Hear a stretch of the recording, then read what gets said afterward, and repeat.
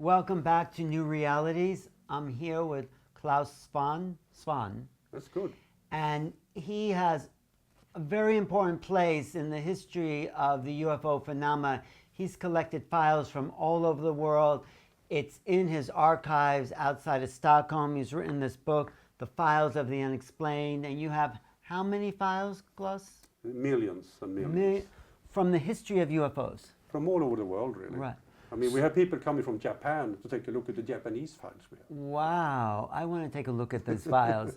But so let's establish that the UFO phenomena is worldwide. Absolutely. And there's no country that has more or less, would you say? Or there's more documents from some countries, but the sightings are what? Pretty uniform? There are some countries that do not report anything. What like country? India. India doesn't report anything. Saudi Arabia, very, very little, you know. There are some countries around there in the Middle East. I thought, what's his name, had the sightings in India? The guy from Switzerland. Billy Mayer. Yeah, didn't he have sightings in India? Yeah. He shows a photograph, but that doesn't mean it's real. But you know, Billy Mayer, well, he's suspicious. Yeah, and not only suspicious, I have a huge collection of his photographs at AFU. And you know, when you look at them, you think, okay, wow, no.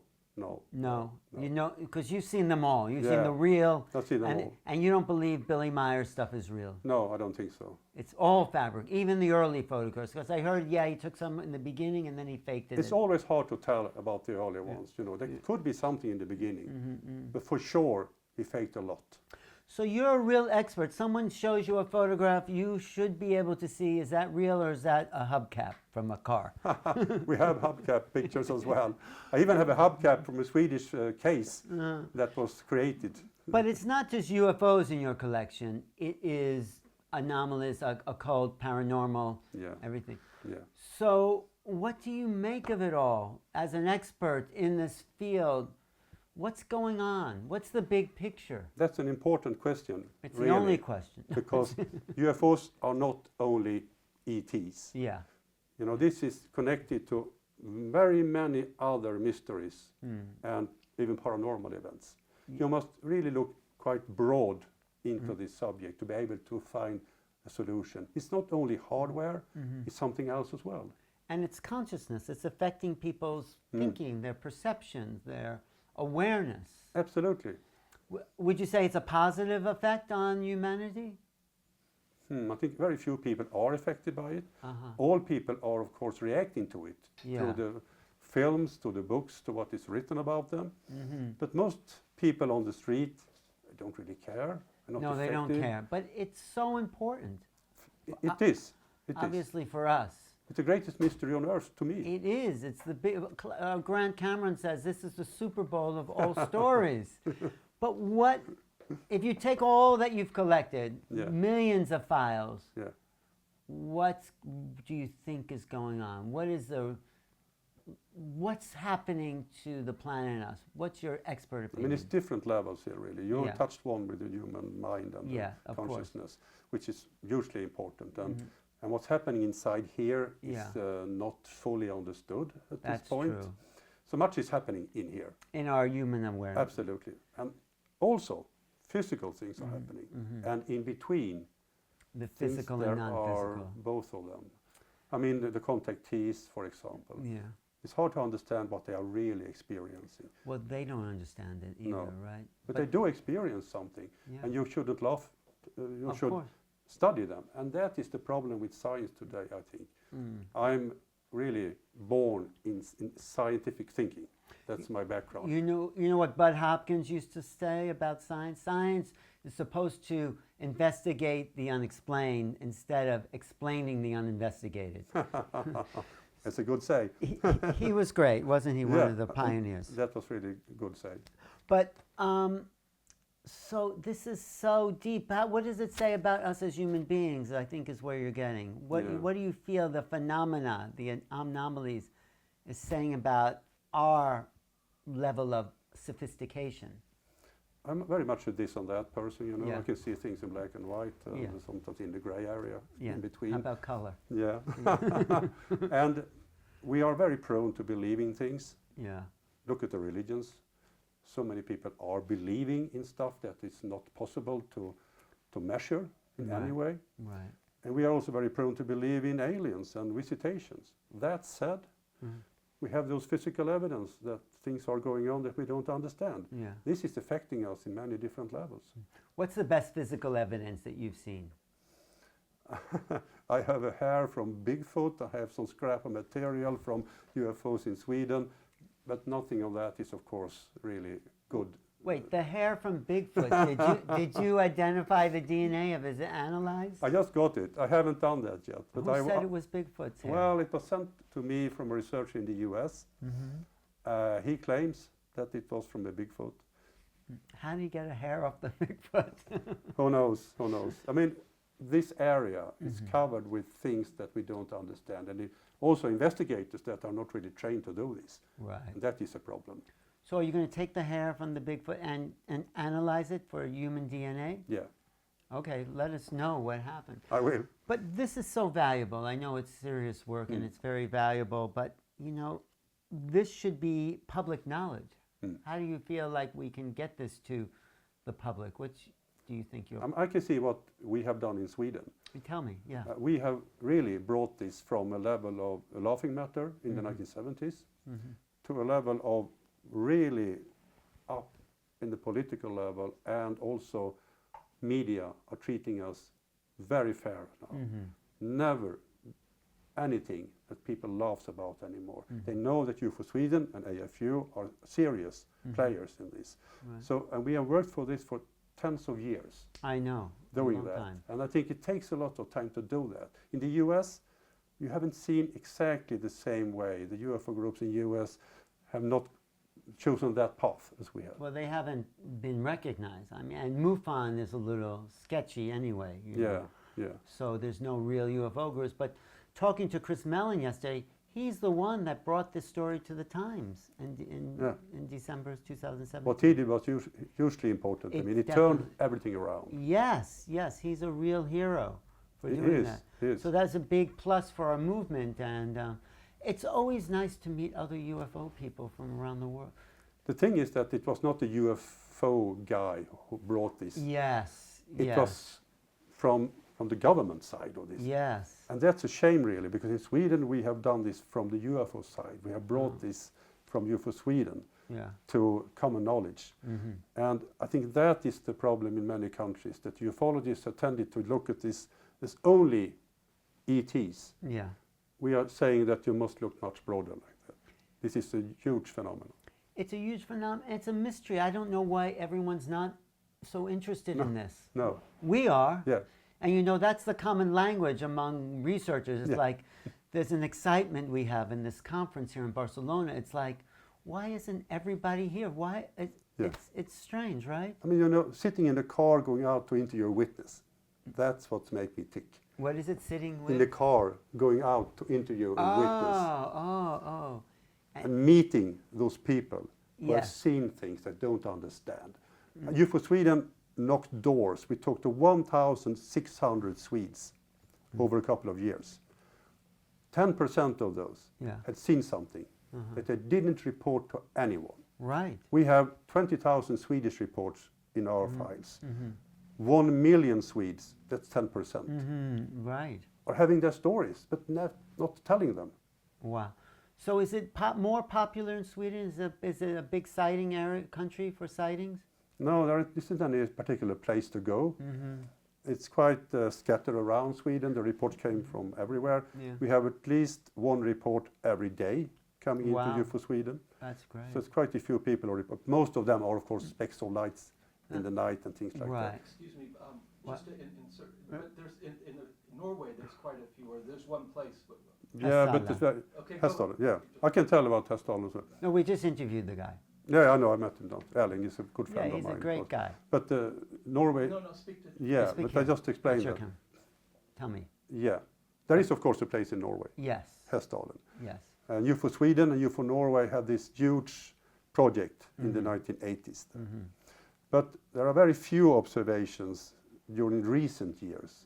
Most of them were in the early 1980s.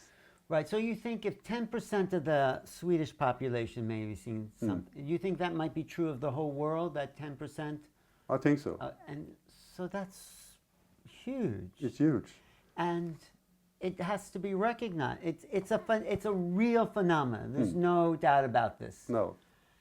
And it's shocking that we're so brainwashed to think that we're just listening to what The media- stigma is so big in many countries still, you know. And what is the bottom line of the stigma? Why is it so hard to believe? When you present UFOs as a phenomenon, Yeah, as a mystery, yeah. no problem.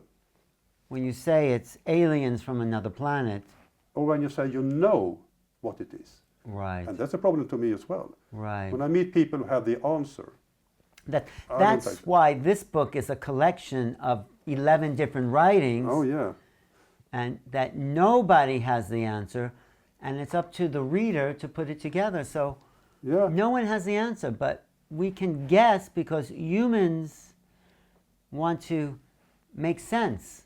absolutely. And that's what we do all the time. When we see a speck of light Yeah. in the night, we try to make sense of it. And when the sense tells you ETs may be real, you may be interpreting that as some ET spaceship. Right. But that shouldn't be your first option. The first option should be, could I explain this in a mundane way? The second option, is this something mysterious? But we can explain this in a mundane. There is no mundane explanation for it, right? No. So I think the ET possibility is the most likely, or interdimensional, Yeah, or what you said. There's something more to human beings. yeah. So There are three different. they're related, houses, though, really. because Yeah, I think so. It should be related. don't you think, this is my outside theory, that we are the ETs here? Consciousness didn't evolve on planet Earth. It came from someplace else. It's non-local. Yeah, it could be like that. I mean, I don't know. But let's also talk about what's unique to Sweden is the ghost rockets. It absolutely is. And that's not found it's not, and they're not classical saucers. What are the ghost rockets? Because you've studied them probably more than anyone. Yeah, I started in the 1970s to study them. And we found the Swedish military files in the 80s. The ghost rockets were cigar-shaped objects, Cigar-shaped others. with or without wings. Uh-huh. 99% of the daylight observations during 1946, They started in 46. started in 46, were cigar-shaped objects. And on one occasion, the Swedish fighter pilot tried to chase one of those ghost rockets. He had started from an airfield outside Stockholm, and he chose another path because of a thunderstorm, so he went further north. And then he encountered this 15-meter long cigar-shaped thing. No tail fin, no cockpit, no wings. Right. Still it flew, it told me. Yeah. And he started to chase it. But the ghost rocket flew straight into the thundercloud, which he had to avoid. Right. He had to avoid that. And they also, though, like you said in your lecture, go into the water. Which is very strange. It was 100 reported crashes in 1946. Crashes or disappearances into water. They're Yeah, not, the same really. Like Well- they call well- them crashes. but they're not accidental. They're intentional. To me, they must have been intentional because not a single ghost rocket crashed on land. Right. Everyone into lakes. So they went into. You know, I was listening to your lecture. I was sitting next to Linda Moulton Howe, Oh, okay. and she says, obviously, there's these underwater bases for UFOs. Does that make sense to you? Not a single one crashed out in the sea. Everyone into lakes. Into lakes. Yeah. So I'm not sure if that is the solution. They found indentations at the bottom of the lakes. They found stones thrown up on the shore, water lilies cut off, and hundreds of witnesses in broad daylight. So they go through the water and they go into disappear And then into what the earth. happens? Into I the don't earth. know. They go in. They may be interdimensionally into the earth. I mean, just 2 years before, in 1944, the V-bomb, you know, the V-bombs during the Second World War, Yeah. crashed in the south of Sweden. Yeah. It was thousands and thousands of kilos of debris. Ah. And now we're not finding anything. Nothing. And they're still happening in the ghost rockets. Yeah, they're still happening. And you what's the closest you've gotten to finding one or seeing one? Yeah, we may be close to do that. 'Cause In you got- 2012, we went up to the very north of Sweden trying to find the ghost rocket that landed and sank on Lake Namajaure. Yeah. 2 witnesses broad daylight, flew over them, turned around, 180 degrees, Yes. landed, sank. And we went there in 2012 and 14, and we got the radar returns that shows that something is resting in the mud. So we will be back again with another instrument, show it in three-dimensional. That's great. So why Sweden, do you think, just for ghost rockets? And why can't we call them UFOs anyway? Why Well, they are UFOs. They are unidentified. But why can't we call them saucer? Why they make a Yeah. distinction for this type of I mean, phenomenon? if you look at the UFO complex, Yeah, there are so many diverse types. types, Yeah. Triangles, Triangles. crafts, or whatever you call them. So diverse. So this is just one part of it, really. And all the ghost rockets are these cigar-shaped ships. Yeah, there were some other observations in Sweden, 1946. Very, very few that were not depicted as ghost rockets. There were some cases in Norway, some crashes in lakes in Norway as well. Some in Finland, some observations in Well, Norway. in South America, Lake Titicaca also has those sightings. Yeah, going down in the lake, yeah. And it's so mostly lakes, not oceans, huh? Yeah, maybe ocean is very big and there's very few people out there. Maybe. So it may happen there as well. Well, off the coast of San Diego where the Nimitz were, Of course. and also Catalina Island, there's all these Yeah. reports of UFOs maybe coming out of water, just coming through. Have you seen The Terror in the Sky by Carolyn Corey? Yeah. That little portal Yeah. in space-time. So putting that together with everything else, can we access your files online? You can access at AFU downloads. Uh-huh. You can get a lot of things for free that we A have lot of scanned. pictures, photos? Mostly magazines and documents. The pictures are being scanned right now. We have 30,000 pictures, something like that. I just saved a huge file archive from the UK with crop circles. Wow. We are scanning all the time, but it's a huge undertaking to make it Of course. public, and we need some money from people. We're doing it for free. So donate some money to Klaus. Please do that, not to me, but to AFU. AFU. Yeah, .se. There we are. AFU stands for Archives for the Unexplained. Archives for the Unexplained. Yeah, that's us. And what do you think of crop circles, of that phenomenon? You know, I follow the crop circus. I went to Britain for 4 or 5 years. I went there too. It's Yeah. fantastic. And what do you in think? the late 80s, early 90s. I met with Doug Bauer, Dave Chorley. I saw how they did this. They Yeah. explained to me. I've done crop circles myself. Uh-huh. For me, it's man-made. It's all man-made. Yeah. Even the huge one that... Especially them. Really? That points really in the direction of something or someone who who's skilled artist. But still, it's... So, And I knew some other people who are making crop circles in Britain as well. so you think they're all man-made? Yeah, I'm sorry to say that. Oh, Klaus.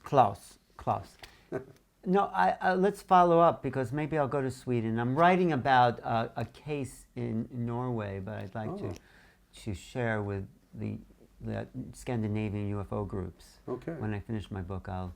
You're very welcome, Alan. Thank Anytime. you. Thank you. No, I'd like to go to... I'd like to lecture, maybe give a little UFO lecture in Stockholm. Yeah, we see what we can do about that. All right, maybe next summer. Mm. Because there's a couple other places in Sweden I'd like to visit. Okie doke. There's a city that has all these festivals towards the west side. You know that town? Gothenburg, Göteborg? Yeah, called in that area, Gothenburg. Yeah, okay. But anyway, to wrap this up for you, this is very important stuff. I wonder if Richard Dolan knows about your work? I'm not sure. I'm going to tell him about it, you Yeah. know. This is Clas Svahn, and he's putting together probably the most important archives on the planet of anomalous, unexplained situations, including UFOs and anomalous activity, Yetis, and everything like that. So I really appreciate your work. Thanks so much. Thank you for having me, Alan. Thank you. Thank you. Really appreciate it. Thank you.